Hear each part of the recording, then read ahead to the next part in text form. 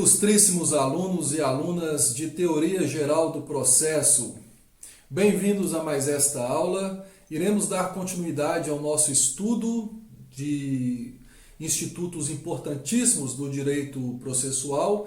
Já vimos o Instituto da Jurisdição, vimos também o Instituto do Direito de Ação e nesta aula começamos o estudo do processo. Processo é um instituto que vai concluir um tripé essencial para o direito processual.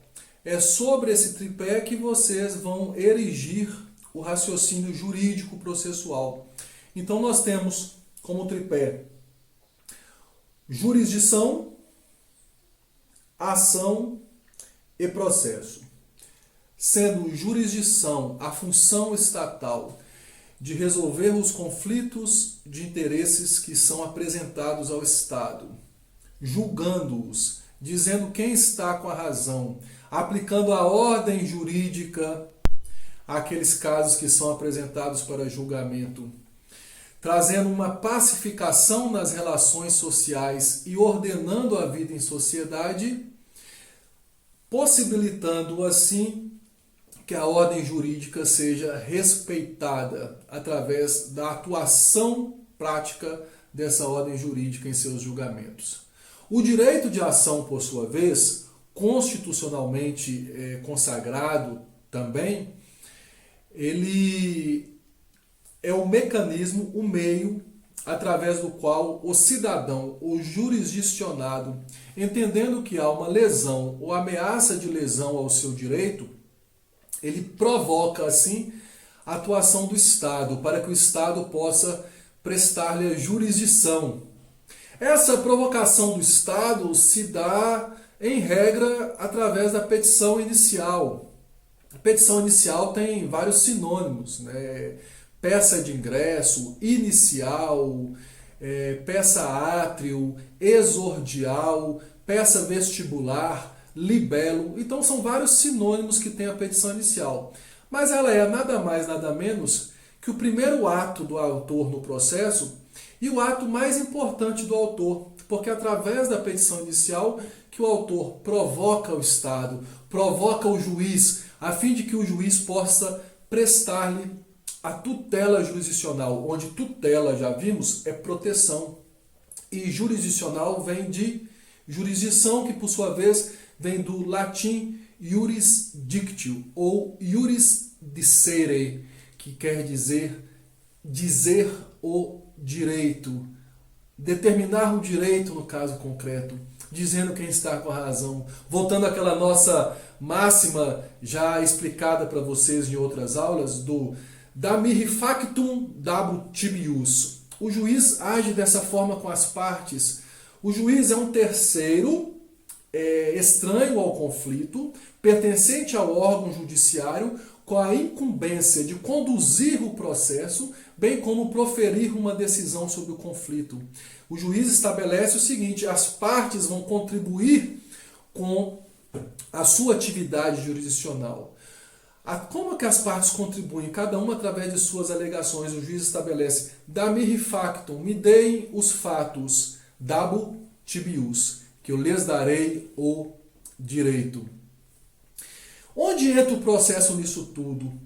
Se a ação é o direito de provocar a atuação do Estado através da jurisdição, o modo pelo qual o Estado exerce a sua jurisdição, ou seja, o modus operandi, a forma de pôr em prática o exercício da jurisdição, é através do processo. Processo, portanto, é um instrumento, um meio utilizado pelo Estado para exercício da função jurisdicional.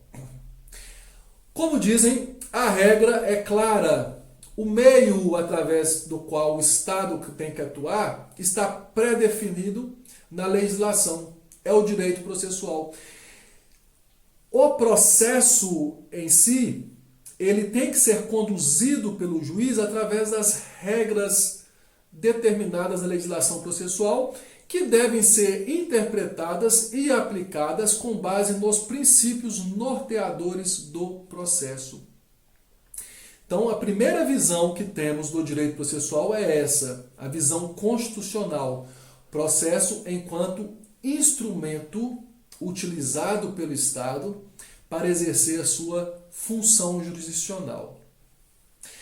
Todavia, enquanto instrumento, e é importante estabelecermos desde logo de onde vem a origem desse termo processo, etimologicamente, vem do latim procedere, e procedere é seguir, avançar, marchar adiante, e o processo ele funciona, nós vamos ver nessa lógica de uma marcha, né, através de atos processuais que vão sendo praticados após o outro, numa ordem lógica e cronológica. Esse processo, enquanto instrumento de exercício da função jurisdicional, ele tem duas acepções muito importantes, ou seja, ele tem duas características essenciais. Uma enquanto essência, enquanto substância, que é a relação jurídica processual. E a outra característica essencial é enquanto forma. Enquanto forma, o processo é rito, o processo é procedimento. E nós vamos estabelecer nessa aula, portanto, desde logo, a diferença entre processo e procedimento. Antes, todavia, de entrarmos no estudo dessas acepções do termo processo, é importante destacar que na prática existe um uso comum dos juristas e das pessoas em geral de utilizar o termo processo como sinônimo de autos processuais. Autos processuais ou autos do processo é o volume, ou hoje em dia com o processo eletrônico, o arquivo ou o meio digital, a plataforma digital, na qual são reduzidos a termo todos os atos processuais praticados no curso de uma relação processual, de uma dada relação processual. A petição inicial do autor é o primeiro ato processual a constar destes autos do processo. Obviamente tem uma termação, uma capa, uma numeração para esse processo. E depois nós temos vários atos processuais que vão se seguindo. Todos esses atos são documentados, ou seja, são reduzidos a termo, colocados em documento e vão compor os autos do processo na ordem em que são praticados, com a devida numeração. É importante distinguirmos dessa forma autos processuais de processo, embora na praxe forense é muito comum os próprios advogados falarem: eu quero ver tal processo, me dá aí tal processo para eu dar uma analisada, abre o processo. Na verdade, quando isso está sendo falado pelo jurista, ele está se referindo tecnicamente aos autos do processo ou aos autos processuais. Primeira distinção importante para vocês terem em mente. Pois bem, voltando às acepções do termo processo. Enquanto instrumento de exercício da função jurisdicional, o processo pode ser visto enquanto essência como relação jurídica processual, ou relação jurídico-processual, ou tão somente relação processual. A relação processual ela é estabelecida entre o autor que requer a prestação jurisdicional e o juiz.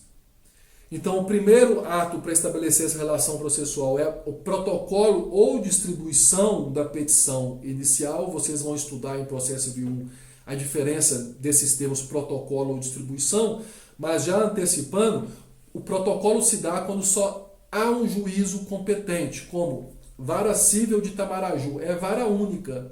Então, a petição inicial é protocolada perante a vara única quando você está propondo uma ação na comarca de Itamaraju.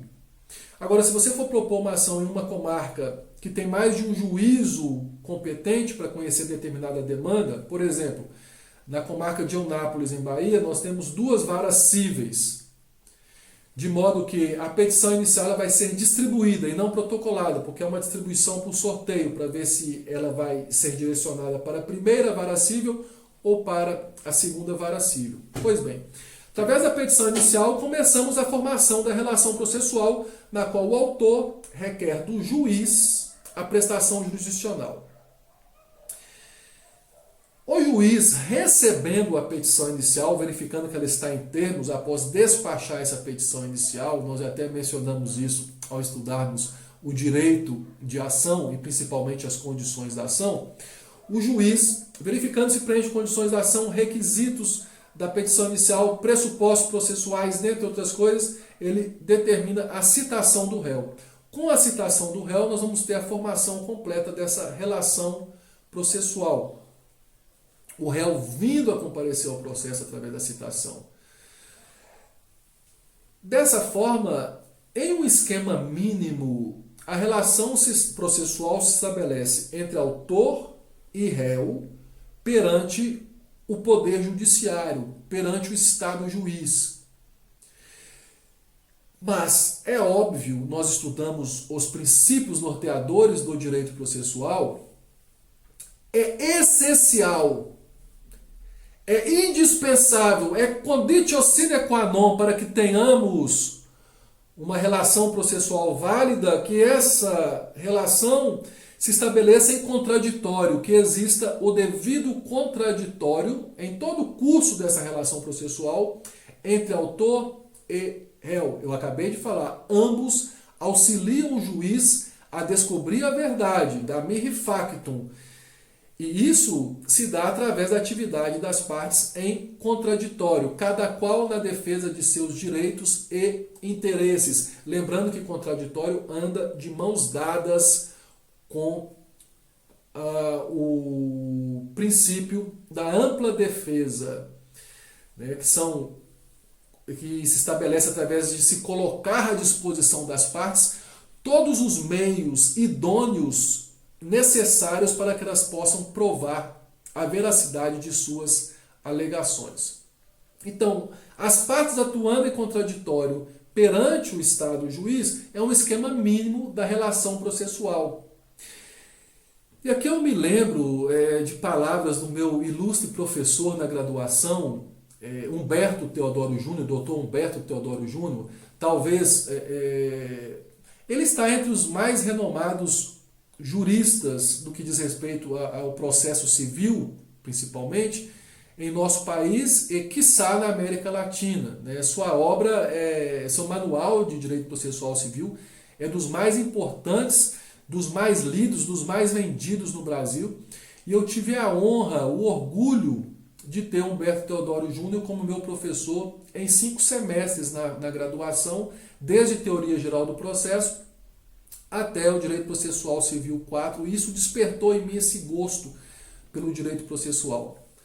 De acordo com Humberto Teodoro Júnior, lembrando aqui uma de suas aulas, ele diz que esse esquema mínimo da relação processual, embora tenhamos um desenvolvimento mais recente dessa teoria no século XIX, a partir da segunda metade, através da obra do grande jurista Oskar von Bülow. Oskar von Bülow, um jurista alemão, nascido na Polônia, nasceu lá na década de 30 e faleceu em 1907 na cidade de Heidelberg, na Alemanha.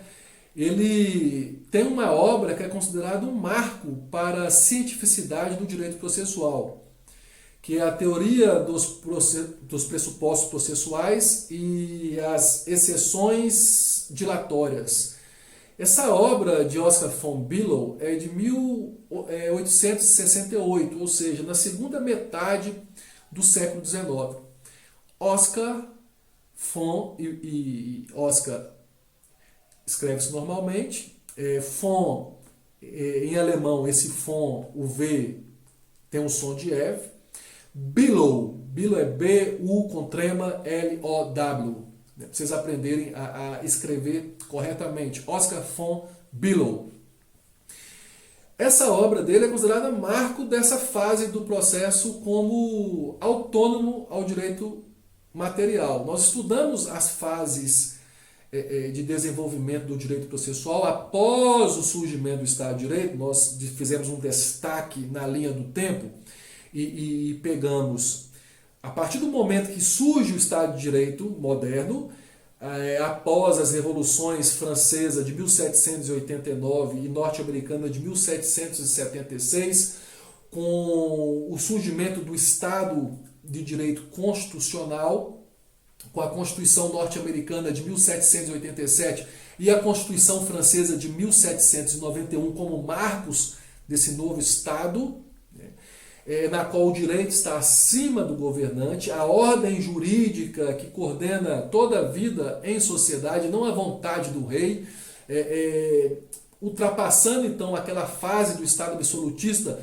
na qual a maior expressão é do Rei Sol, o Rei Sol Luís XIV na França, com aquela célebre frase dele, L'État c'est moi, ou seja, o Estado sou eu. E esse novo Estado constitucional, Estado de Direito, a partir dele nós vimos o desenvolvimento do direito processual, que no primeiro momento não era considerado como um ramo autônomo do direito. Não se reconhecia a autonomia do direito processual em relação ao direito material. De forma que, quando se falava em processo, entendia-se um mero conjunto de atos processuais tendentes à solução de um conflito. Atos esses que eram praticados perante o órgão judiciário. E nós tínhamos realmente várias normas procedimentais, mas nós não tínhamos a autonomia do direito processual. A autonomia do direito processual, ela surge no século XIX, obra de vários juristas, dentre eles, os juristas alemães se destacaram bastante. Na segunda metade do século XIX demonstraram que essa atividade exercida pelo Estado de solução de conflitos, ela tem uma autonomia em relação ao direito material, daí vem a autonomia do próprio direito de ação, já discutimos isso, a direito de ação em relação ao direito material, e decorre também a autonomia do próprio processo. De modo que, a partir dessa obra de Oscar von Below, tendo ela como marco, portanto, dentre outras obras que tivemos também à época, o processo é visto como um ramo autônomo do direito, uma realidade autônoma. E uma das situações tratadas nessa obra é a relação jurídica processual. O processo não é só procedimento. O processo, enquanto forma, é procedimento, nós vamos ver isso daqui a pouco. Mas enquanto essência, enquanto substância, é relação jurídica processual estabelecida num esquema mínimo entre autor e réu perante o juiz, perante o poder judiciário. Só que Humberto Teodoro Júnior, voltando, eu fiz esse parênteses e me estendi nesse parênteses, Humberto Teodoro Júnior trazia um célebre brocardo latino, uma máxima, uma frase de um jurista italiano do século XII chamado Búlgaro. E está na obra de Humberto Teodoro Júnior o seguinte: Iudicium est actum, também pode ser gravado como actus, escreve exatamente como eu estou falando, tá ok? Iudicium com I, pode ser também com J, uma variação que nós temos entre o latim antigo e o latim mais moderno. Iudicium est actum, ou Judicium est actum trium personarum. O processo, ou a relação processual, que é o termo Iudicium, est actum, um ato, trium personarum, que se estabelece entre três personagens, ou três sujeitos. Dois pontos. Iudicis actores et rei. Iudicis, juiz. Actores, autor. Et e rei, réu. Então, o processo, a relação processual, é um ato que se estabelece entre três sujeitos, isso é um esquema mínimo, o juiz, o autor e o réu. Obviamente, autor e réu em contraditório. E o juiz equidistante, o juiz imparcial em relação às partes. O juiz não tem interesse no conflito, ele não tem interesse em prejudicar ou auxiliar ou ajudar autor ou réu. Ele tem interesse em aplicar a ordem jurídica, buscando, sempre que possível, fazer a justiça no caso concreto. Pois bem, esse é o esquema mínimo da relação processual. Só que esse esquema mínimo, ele pode se tornar mais complexo, e vocês irão estudar no próximo semestre, vocês que estão ainda na matéria de TGP, irão estudar no próximo semestre, em processo civil 1, que esse esquema mínimo pode se tornar um pouco mais complexo. Seja no processo civil, seja no processo do trabalho, seja no processo penal. O nosso Código de Processo Civil, ele regula as figuras do litisconsórcio.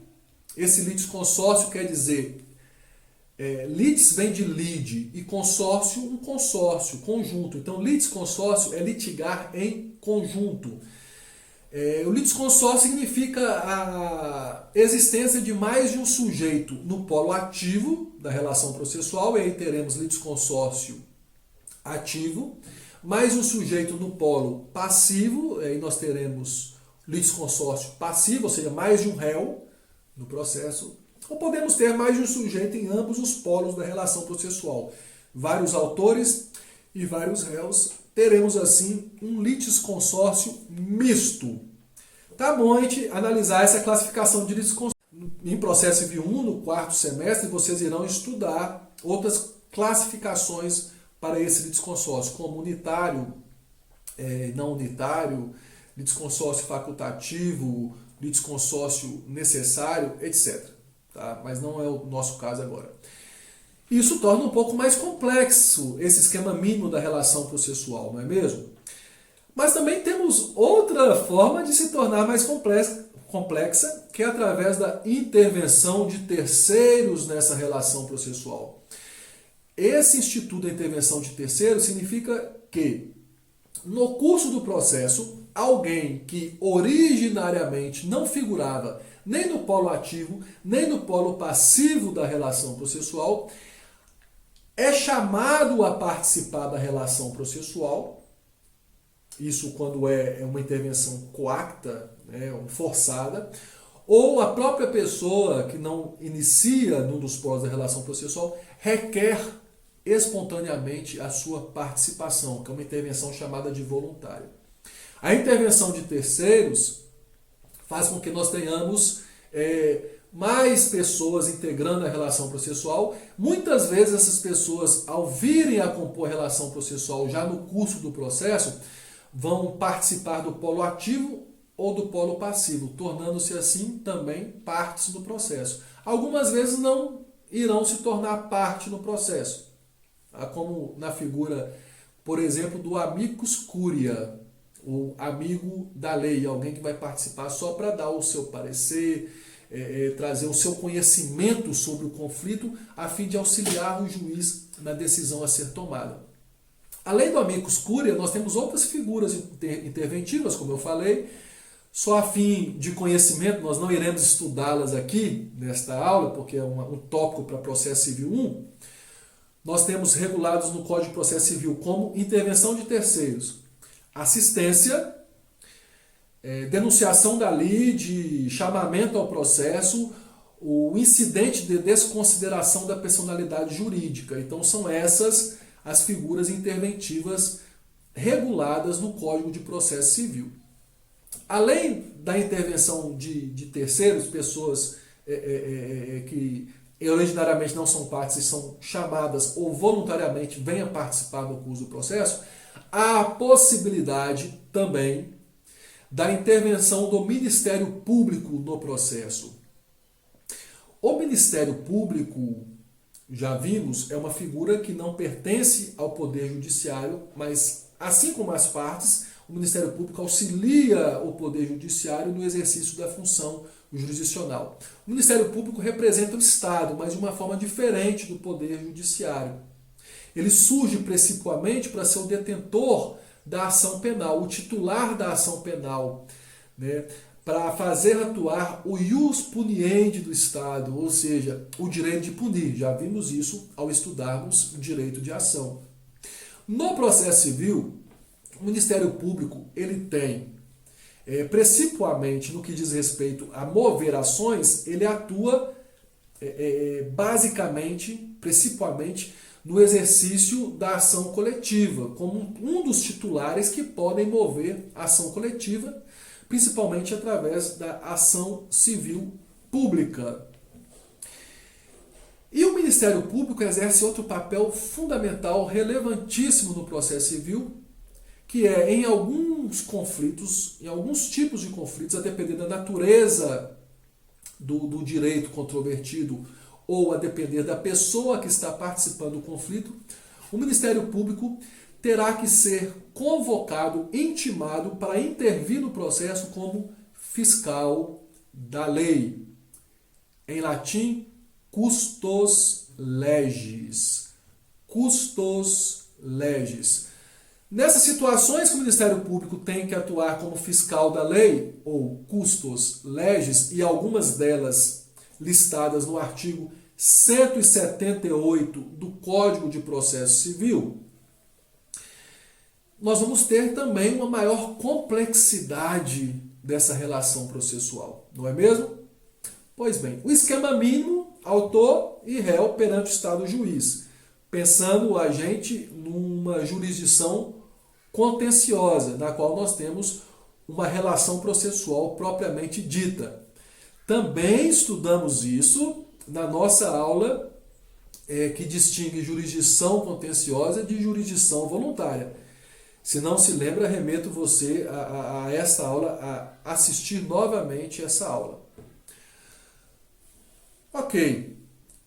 Todas essas pessoas, esses sujeitos, todos esses sujeitos que participam da relação processual possuem direitos e deveres nessa relação.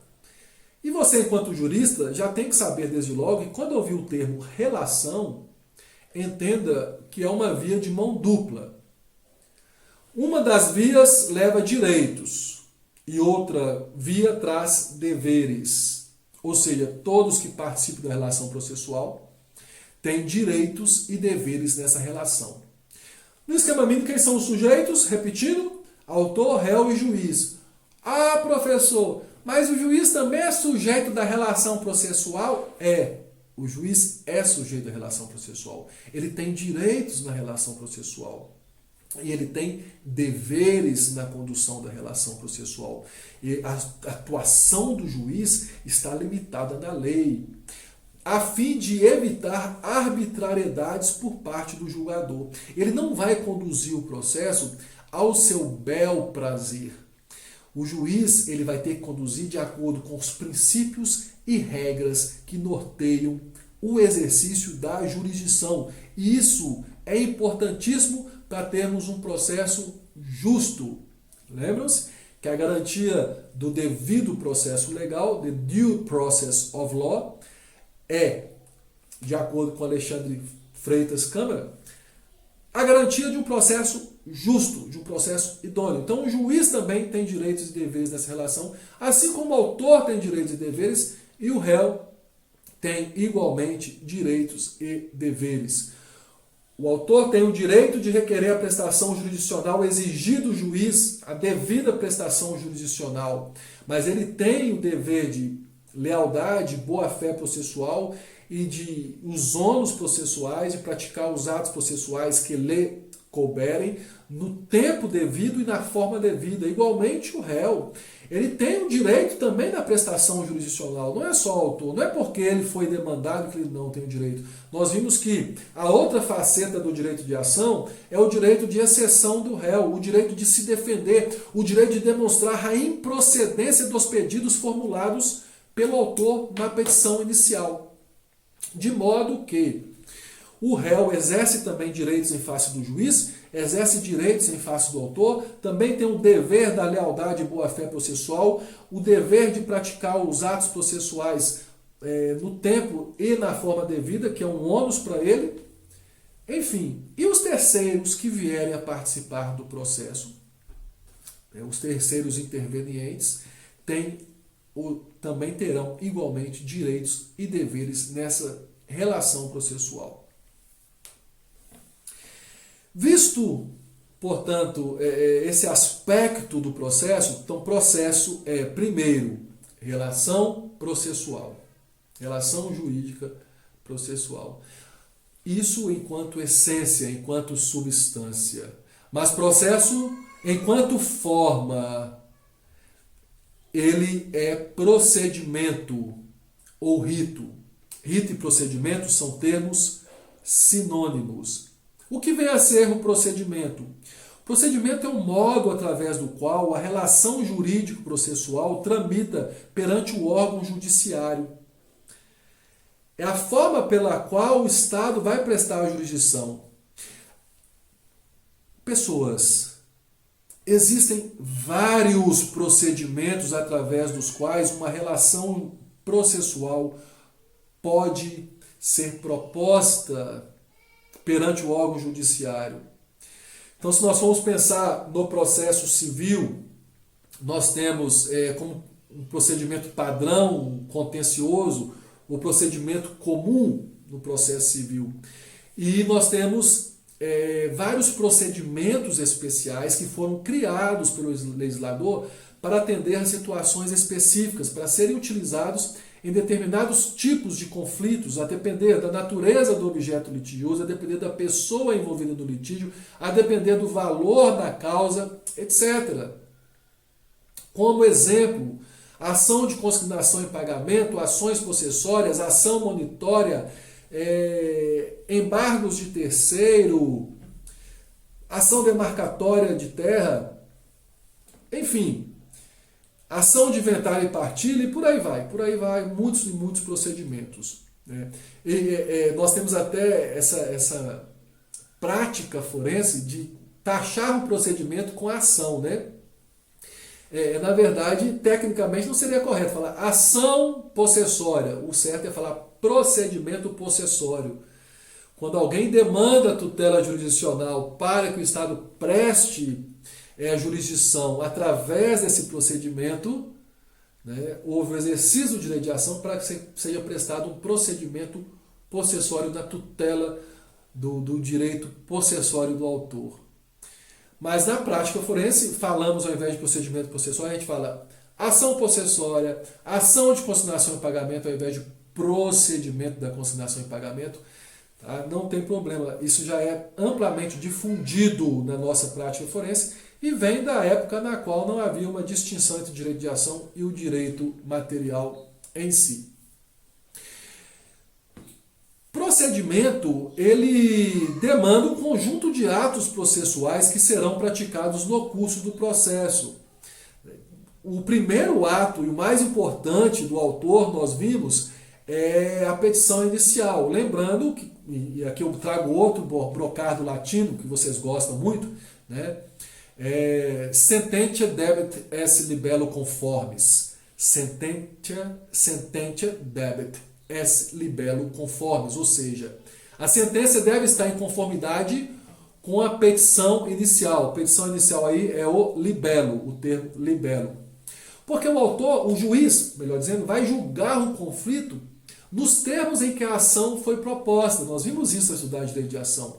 Não podendo proferir decisão daquilo que não foi pleiteado pelo autor, porque senão vai ser uma decisão extra petita, nem conceder algo além do que foi pedido, porque nesse caso teremos uma decisão ultra petita, e nem pode o juiz deixar de julgar, deixar de se pronunciar acerca de um pedido ou de um fundamento essencial constante da petição inicial, sob pena de termos uma decisão nula por ser citra petita, ou seja, aquém do pedido.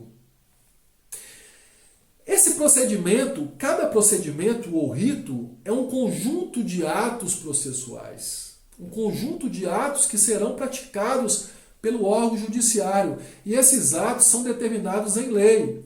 De modo que o Código de Processo Civil, ao regular o procedimento comum, ele traz desde a petição inicial quais são os demais atos a serem praticados no curso do processo. E nós temos o despacho do juiz acerca da petição inicial, que eu já mencionei para vocês, como um ato processual importantíssimo, a citação do réu como um ato processual importante, as formas de resposta do réu após ser citado, pode contestar, reconvir, ok? Ainda existe no processo do trabalho a previsão da exceção. O réu até que pode alegar também outras questões, como a suspeição do juiz, o impedimento do juiz. Tudo isso são atos processuais. As audiências são atos processuais complexos, porque dentro da audiência são vários os atos processuais a serem praticados. A sentença é um ato processual, o recurso é um ato processual, enfim. O processo, ou procedimento, o processo enquanto procedimento, é um conjunto de atos processuais, lógica e cronologicamente coordenados para o exercício da função jurisdicional pelo Estado juiz, a fim de resolver os conflitos de interesses que são colocados perante o mesmo para julgamento. É um conjunto de atos processuais, lógica e cronologicamente coordenados para o exercício da função jurisdicional pelo Estado juiz. Temos, portanto, que o termo procedimento é um termo que está compreendido dentro da noção de processo. E processo é um termo mais amplo. Processo não se resume a procedimento, de modo que não são termos sinônimos. Não são termos antagônicos, porque se direciona à mesma realidade, mas não são termos sinônimos. Processo é um termo mais amplo, porque processo é relação processual e procedimento. Temos também vários procedimentos no processo do trabalho, nas ações trabalhistas, nas ações que se reclamam verbas trabalhistas. O empregado move uma ação contra o empregador pleiteando verbas trabalhistas. Elas podem ser movidas pelo procedimento, é uma reclamação trabalhista que pode ser movida pelo procedimento sumário, nas causas de até 2 salários mínimos, sumaríssimo nas causas de até 40 salários mínimos, ou ordinário nas causas acima de 40 salários mínimos, a fim de exemplificar. Da mesma forma, no processo penal, temos vários procedimentos através dos quais uma ação penal pode ser movida, destacando aqui um procedimento muito especial, que é o procedimento do tribunal do júri, cabível para julgamento dos crimes dolosos contra a vida. Ok? Lembrando que os recursos também representam cada um procedimento. Então, sempre que a gente fala num recurso, o recurso em sentido estrito no processo penal, por exemplo, o recurso ordinário no processo do trabalho, ou o recurso de revista no processo do trabalho, o recurso de apelação no processo civil, e tem aqueles recursos que são comuns a todos os processos, né? Os embargos de declaração, vocês vão estudar, que é um recurso que é cabível tanto no processo civil, como no processo do trabalho, como no processo penal, com a mesma finalidade, inclusive com o mesmo prazo recursal. Os embargos de declaração, eles têm a finalidade de esclarecer uma decisão ou complementar uma decisão. Esclarecer a decisão quando a decisão do juiz ela é confusa ou ela é contraditória, você não está entendendo a decisão, você pede para o próprio juiz o que a proferiu esclareça para você. Ou quando ela é omissa, quando ela é cita petita, você pede para que o juiz complemente a petição, através da via dos embargos de declaração ou embargos declaratórios, cabíveis, portanto, no processo civil, processo de trabalho e processo penal. Temos também aqueles recursos para as instâncias superiores, com a finalidade de pacificar o entendimento jurisprudencial do que diz respeito à legislação infraconstitucional, é cabível no processo civil e no processo penal o recurso especial. Esse não é cabível no processo de trabalho porque o recurso de revista que faz as vezes, né, do recurso especial no processo de trabalho, porque o recurso especial no processo civil e penal vai direcionado para o STJ, Superior Tribunal de Justiça. O recurso de revista no processo do trabalho vai para o TST, Tribunal Superior do Trabalho.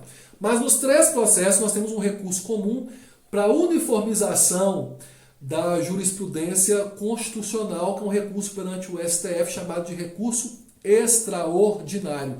Todos esses recursos, eu estou mencionando isso para vocês, eles têm um procedimento recursal, o procedimento através dos quais eles são interpostos, são processados e são julgados. Eles também fazem parte dessa noção de procedimento. Repetindo, processo é relação jurídico-processual, processo é procedimento. A relação é a essência, aquilo que se pretende, contra quem se pretende. Vocês vão estudar essa relação processual aprofundadamente em processo civil 1.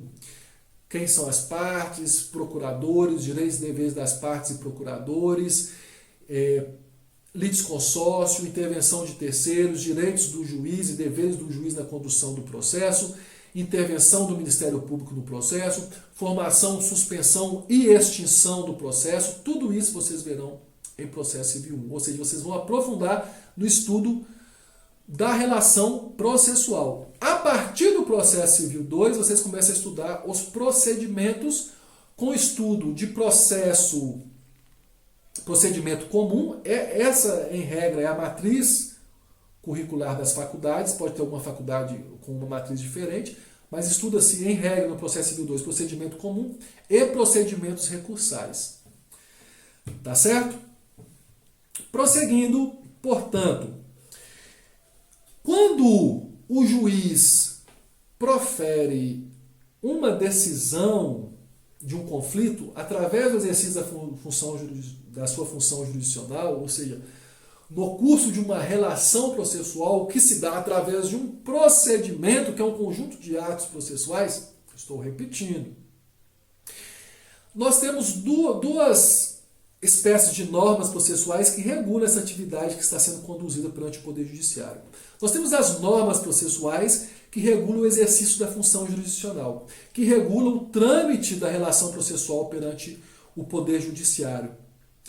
Quando o juiz deixa de aplicar essas normas processuais ou aplica erroneamente essas normas processuais, nós vamos ter nulidades processuais, vícios processuais.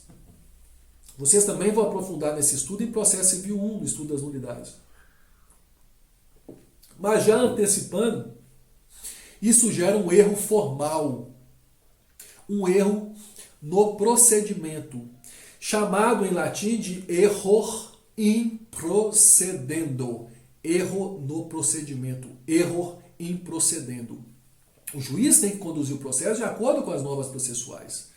De modo que, havendo uma condução arbitrária não seguindo as regras ou princípios constitucionais, qualquer uma das partes poderá, a parte prejudicada com o ato, é óbvio, poderá interpor um recurso visando a invalidação daquele ato processual.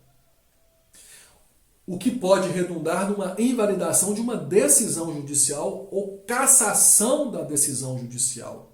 Então, o erro em procedendo, o erro no procedimento, o erro na aplicação da norma processual pode implicar numa nulidade processual que leva à cassação de uma decisão judicial, determinando-se assim que seja reproduzido o ato processual, que seja praticado novamente.